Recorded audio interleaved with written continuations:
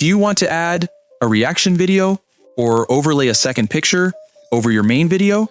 Creating a picture-in-picture effect in CapCut Mobile is very simple. Open your main video in CapCut Mobile, look at the bottom toolbar, and tap on Overlay. Next, go ahead and tap on Add Overlay.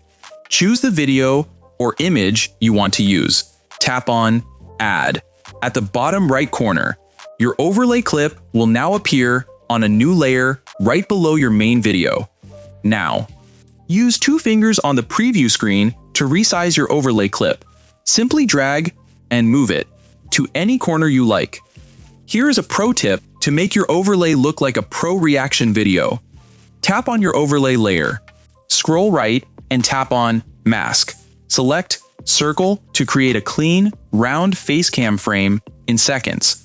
Want your overlay to appear smoothly? Tap on Animation, select In, and choose Fade In. Subscribe for more easy editing tips.